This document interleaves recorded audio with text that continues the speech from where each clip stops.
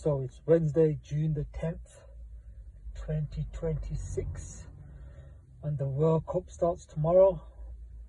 So just thinking of getting some podcasts done before the World Cup starts because I've been meaning to do a few. So today I'm going to try and do 4 podcasts on Arne slot, Guardiola, Lamine Yamal, and the World Cup. So hopefully all 4 of these will be done straight after each other, and then all 4 will be posted today and tomorrow, and then throughout the World Cup hopefully we'll get to do as many as possible. So before we start, if anybody can get a hold of the World Soccer magazine, please send one over to me. I've been trying to find it everywhere and doesn't seem to be any physical copies left. So let's start with Arne Slot. So Slot got sacked by Liverpool, and apparently they were going to keep him on for another season. That's why the situation with some people are saying with Alonso going to Chelsea. Some people are saying if they were going to sack Slot, why not do it earlier, and then Xabi Alonso could have come to Liverpool. But to be fair, I was a bit surprised at the sacking as well. But in a way, not surprised, because I think it was Carragher who said it could be 50-50. But obviously, if you've lost the players, there's no coming back from that really. So we'll start with people saying it was Klopp's team. I think that's a bit disrespectful to Arne Slot as well to say it was Klopp's team, because how many times did Klopp win it with Klopp's team?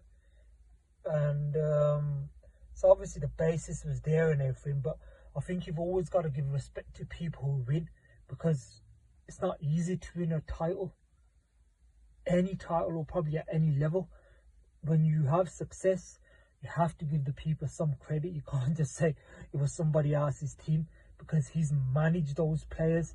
And I can remember that season when Liverpool won it, and obviously when someone as big or as successful as Klopp leaves a club.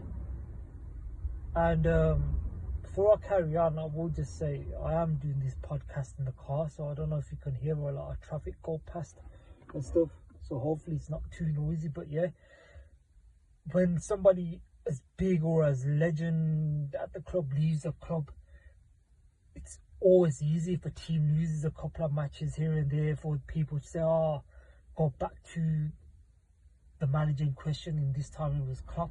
So I didn't hear much about Klopp throughout the whole season, which obviously if your team wins the league, you're not going to.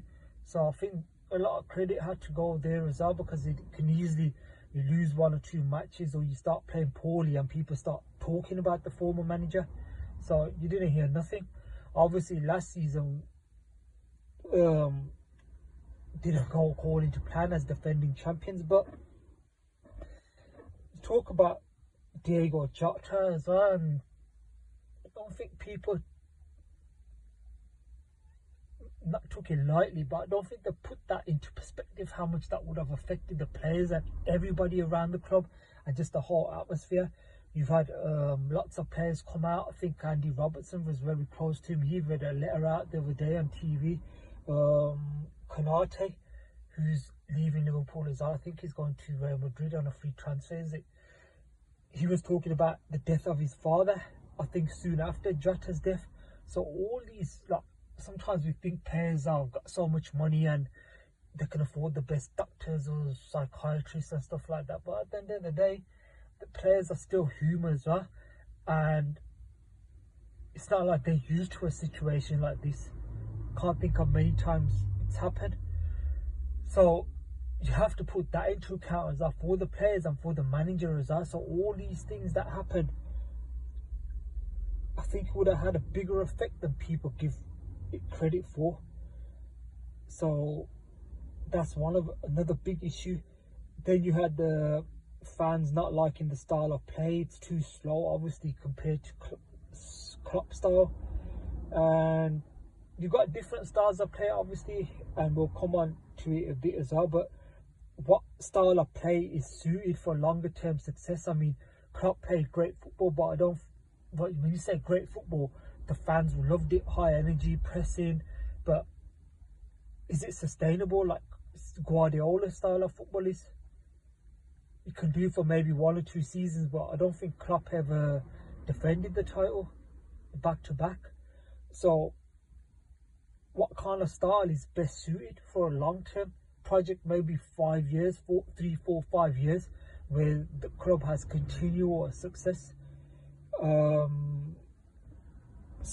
as connected to the fans as Klopp was. Obviously, I don't know if it's because he's Dutch and they have a different personality, but that's another thing that was labelled at slot as well, that maybe his connection to the fans and maybe some of the things he said as well maybe got some of the players offside or some of the fans.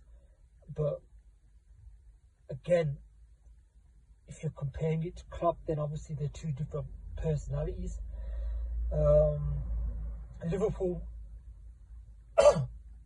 sorry, I think Salah's comments as well, and he mentioned heavy metal football. But if you're a Liverpool fan, how long have Liverpool been a heavy metal football team?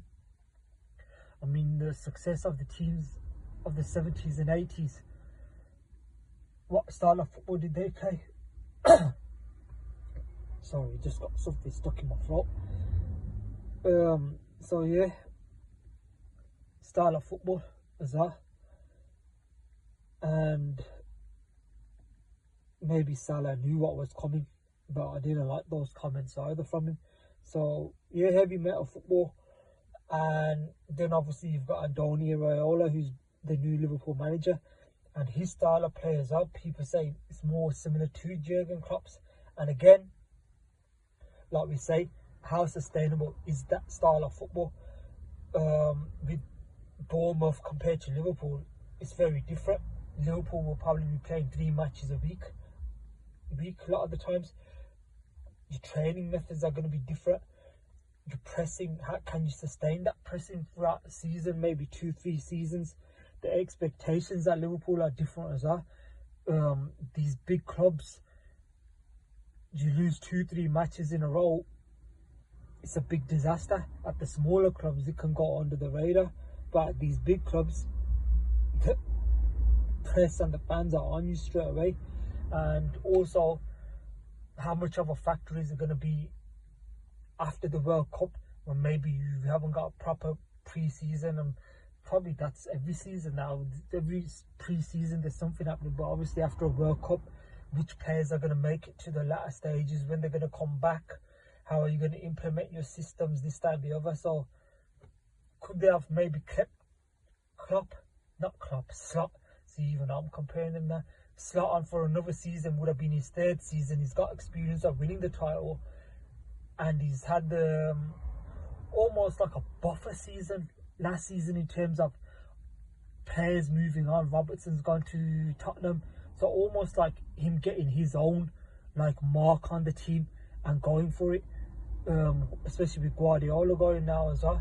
So could they have kept him on for another season? But obviously, if you've lost the majority of the dressing room, then it is a big issue. But yeah, that's my